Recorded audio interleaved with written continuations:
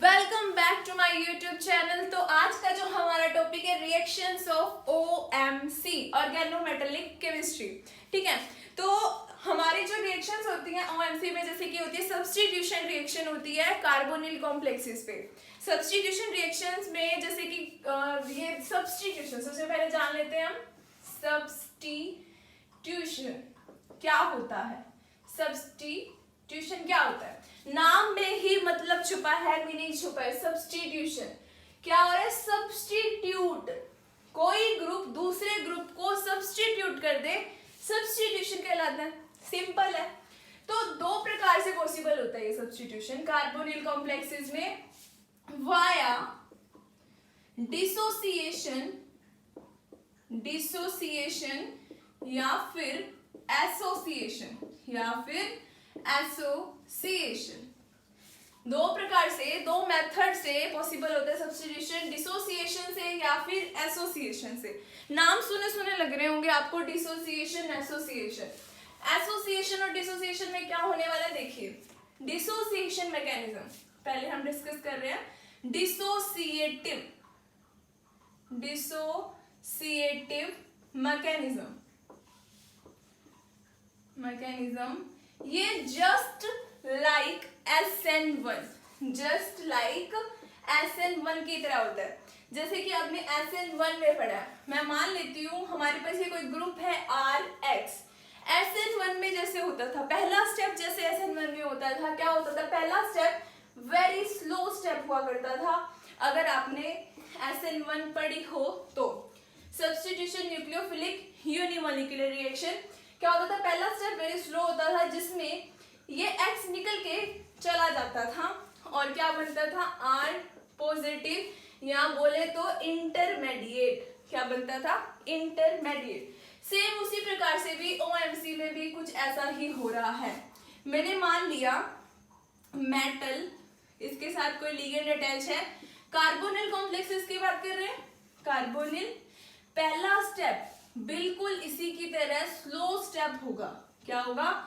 Slow step होगा और ये CO कार्बोनिल निकल जाएगा और क्या बनेगा? Ligand metal. क्या बना? ये इंटरमीडिएट बनकर तैयार है। जब और ये क्या मैंने लिया? 18 इलेक्ट्रॉन स्पीसीज ली। क्या ली? 18 इलेक्ट्रॉन और यहाँ पे क्या बनी? 16 इलेक्ट्रॉन स्पीसीज। तो ये हमारा फर्स्ट स्टेप हो चुका है, जो कि वेरी स्लो स्टेप है। अगर मैं इसका रेट कांस्टेंट मान लूं K, इसका भी मान लूं K, तो अगर मैं कहूँ इसका रेट क्या होगा, तो slow step is the rate determining step. तो रेट होगा K R X। ठीक है, अब देखिए इसमें रेट क्या होगा? R is equals to K, किस पे? इस पे डिपेंड करेगा रिएक्टेंट मेटल कार्बोनिल। क्लियर है? अब हम बात करते हैं दूसरे स्टेप की। दूसरा स्टेप क्या होता था? अगर SN1 की बात करूं, ये जो हमारा इंटरमीडिएट कार्बोकैटायन जो हमारा इंटरमीडिएट बना है R पॉजिटिव बन गया, उसके बाद कोई न्यूक्लियोफाइल अप्रोच करता था। और क्या बनता था? RNU ये बनता था। सेम उसी प्रकार से भी कार्बोनिल में ही ऐसा हो रहा होगा। ये जो हमारा इंटरमीडिएट बना, अगर मैं यहाँ न्यूक्लियोफाइल अप्रोच करवा दूं, जैसे कि मैंने PME3, ये न्यूक्लियोफाइल है, ये डाला, ऐड किया, क्या बनेगा? LNMPME3। ठीक है, तो ये बन गया। अब इसका नाम डिसोसिएटिव क्यों है? ये सब्स्टिट्यूशन डिसोसिएटिव मैकेनिज्म से कैसे हो रही है? अगर आप देखें, पहले इस कंपाउंड में क्या था? RX था। अब कोई न्यूक्लियोफाइल आ चुका है, मतलब X की न्यूक्लियोफाइल, X की जगह क्या आ गया? न्यूक्लियोफाइल। तो मैं ये बोल सकती हूँ न्यूक्लियोफाइल ने X को सब्स्टिट्यूट कर दिया, है ना? कर दिया। अब उसी प्रकार से PME3 ग्रुप ने CO को सब्स्टिट्यूट कर दिया, तो इसका नाम क्या हुआ? Substitution reaction. अब डिसोसिएटिव कैसे हुआ? ये X ब्रेक, ये जा रहा है तभी वो बन रहा है ना। पहले ये निकला बाहर, तभी न्यूक्लियोफाइल आया, है ना? उसी प्रकार से पहले CO गया, फिर PME3 ने इसको अप्रोच किया। पहला जो स्टेप हो रहा है वो क्या हो रहा है? पहले ये बॉन्ड डिसोसिएट हो रहा है, इसलिए इसका नाम दिया गया डिसोसिएटिव मैकेनिज्म से ये पॉसिबल हो रहा है। तो अब हम बात करते हैं एसोसिएटिव की। एसोसिएटिव तो जाहिर सी बात है, डिसोसिएटिव में पहले डिसोसिएट होके फिर न्यूक्लियोफाइल अप्रोच कर रहा है, तो एसोसिएटिव में कुछ ऐसा नहीं हो रहा होगा, है ना। तो देखते हैं एसोसिएटिव में क्या होता है। एसोसिएटिव, मैंने कोई मेटल मान लिया, उसके साथ लिगेंड अटैच है कार्बोनिल, वैकेंट ऑर्बिटल है, क्यों? क्योंकि ये 16 इलेक्ट्रॉन स्पेसिस लिया मैंने। कौन सी लिया? 16 इलेक्ट्रॉन स्पेसिस लिया। अब मैं pme3 ग्रुप डालूंगी तो पहले ये नहीं निकलेगा, पहले ये ऐड होगा, पहले ये ऐड होगा, क्या बनाएगा? LNM pme3CO, ये बनाएगा। अब ये बना इंटरमीडिएट, अब ये बाहर निकल के जाएगा। 16 से पहले 18 इलेक्ट्रॉन का इंटरमीडिएट बनता है, अब ये बाहर निकल के जाएगा और क्या बनाएगा? LNM pme3 और फिर से 16 इलेक्ट्रॉन स्पीसीज। तो इसका नाम क्या है? Associative mechanism. ये क्या है? एसोसिएटिव। क्या है ये? एसोसिएटिव, ठीक है। तो ये होगी बात डिसोसिएटिव की और एसोसिएटिव की। अब अगर किसी कंपाउंड में दोनों पॉसिबल हो, एसोसिएटिव भी पॉसिबल हो, डिसोसिएटिव भी पॉसिबल हो, तो याद रखिएगा एसोसिएटिव फास्टली होती है एज कंपेयर टू डिसोसिएटिव, क्योंकि एसोसिएटिव में पहले ऐड होना होता है मॉलिक्यूल, ठीक है, उसके बाद निकलता है। लेकिन डिसोसिएटिव में पहले जब तक वो डिसोसिएट नहीं होगा तब तक वो ऐड ही नहीं हो सकता है ना। तो associative is faster as compare to dissociative, ठीक है। अब जैसे कि मॉलिक्यूल्स हैं NiCO4 और ले लिया FeCO5, ये दोनों 18 इलेक्ट्रॉन स्पीसीज है। आप काउंट करके देखिएगा, निकल 10, कार्बोनिल 2, तो 4 मॉलिक्यूल्स दे रखे, कार्बन की 4 2 8, 10 + 8 इज 18। उसी प्रकार से ये भी 18 इलेक्ट्रॉन स्पीसीज हैं, दोनों क्या है? 18। तो ये 18 इलेक्ट्रॉन स्पीसीज कौन से मैकेनिज्म से जाने वाले हैं?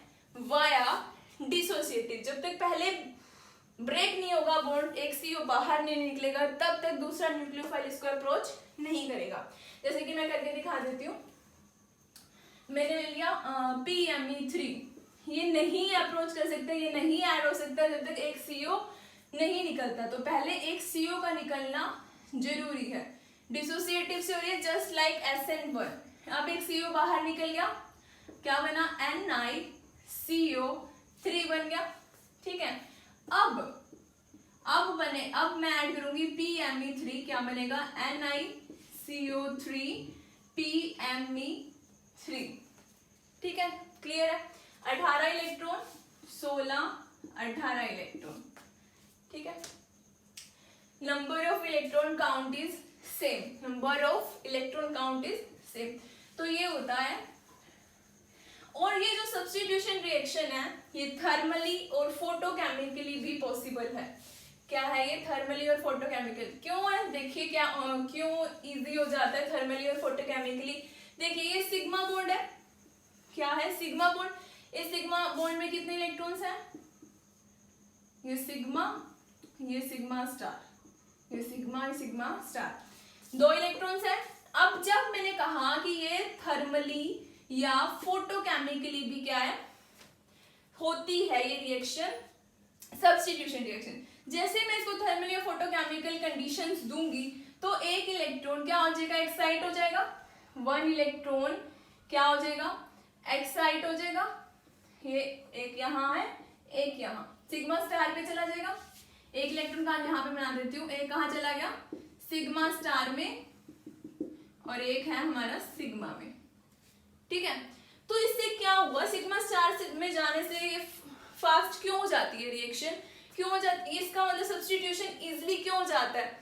क्योंकि जो इलेक्ट्रॉन जा रहा है वो एंटी बॉन्डिंग में जा रहा है। कहाँ जा रहा है? एंटी बॉन्डिंग में जा रहा है। एंटी बॉन्डिंग में जाने से क्या होगा? बॉन्ड ऑर्डर कम हो जाएगा। बॉन्ड ऑर्डर कम हो जाएगा तो ऑब्वियसली सब्स्टिट्यूशन इज इजियर, ठीक है। तो इस प्रकार से थर्मली या फोटोकेमिकल कंडीशन में सब्स्टिट्यूशन फास्टर हो जाता है क्योंकि वो एंटी बॉन्डिंग में इलेक्ट्रॉन चला जाता है। ठीक है, अब एक और क्वेश्चन कर लेते हैं। जैसे कि मैंने लिया NiCO4, मैंने इसको एक ग्रुप सब्स्टिट्यूट करवा दिया PME3 से। अभी मैंने बताया था एक CO निकलेगा तभी 1 PME3 ग्रुप ऐड होगा, है ना। तो मैंने एक CO निकल गया, PME3 ग्रुप ऐड हो गया। इसी प्रकार मैंने ये 4 बार किया, मैंने चारों कार्बोनिल सब्स्टिट्यूट करवा दिए PME3 से। ये फर्स्ट स्टेप, ये 1 मोर PME3 ग्रुप मैंने ऐड करवा दिया, एक और कार्बोनिल निकल गया NiCO twice PME3 twice. Clear है। अब मैंने एक और PME3 ग्रुप ऐड करवा दिया, PME3 करवा दिया। कब होगा? जब एक CO और निकल जाएगा, निकल CO PME3 थ्राइस। अब मैंने 1 मोर PME3 ग्रुप ऐड करवा दिया, ये भी तब होगा जब एक CO निकलेगा NiPME3 4। अब आप देख रहे हो कि मैंने चारों के चारों कार्बोनिल PME3 ग्रुप से सब्स्टिट्यूट करवा दिए। अब मैं इसका रेट कांस्टेंट मान लेती हूँ K1, इसका K2, इसका K3 और इसका K4 मान लिया। मेरा सवाल है किस में रेट ऑफ सब्स्टिट्यूशन फास्टर होगा? रेट ऑफ सब्स्टिट्यूशन किस में फास्टर होगा? फर्स्ट, सेकंड, थर्ड या फोर्थ स्टेप में? मेरा मतलब है K1 की वैल्यू, K1 ज्यादा होगा या K2 या K3 या K4, ये सवाल है।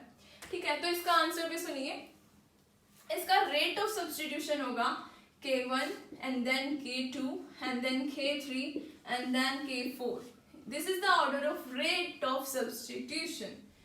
Rate of substitution.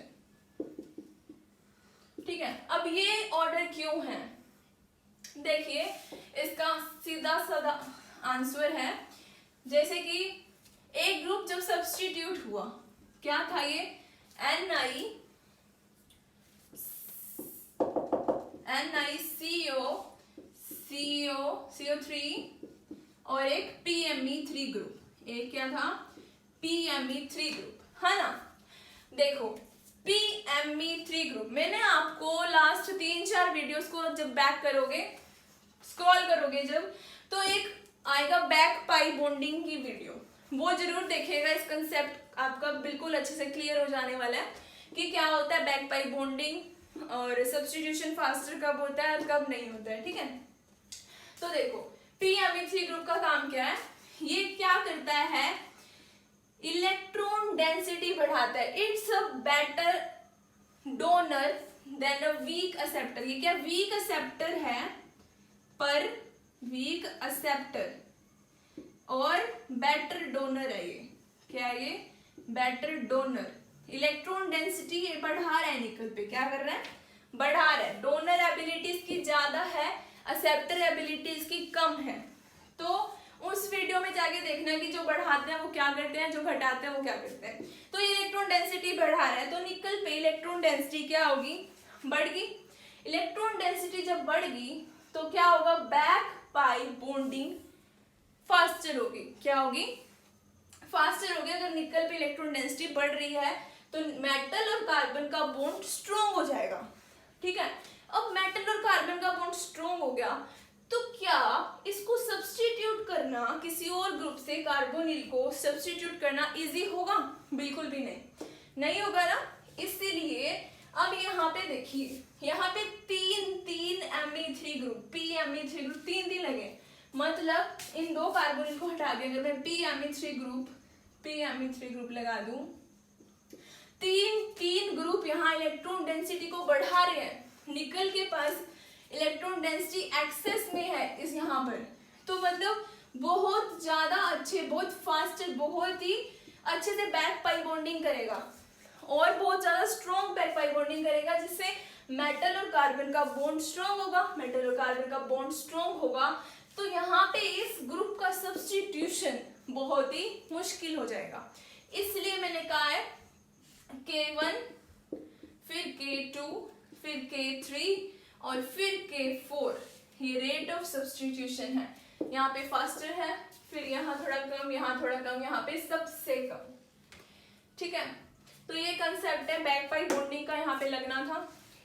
और वही सेम, ये 18 इलेक्ट्रॉन स्पीसीज है और ये भी क्या है, 18 इलेक्ट्रॉन स्पीसीज है।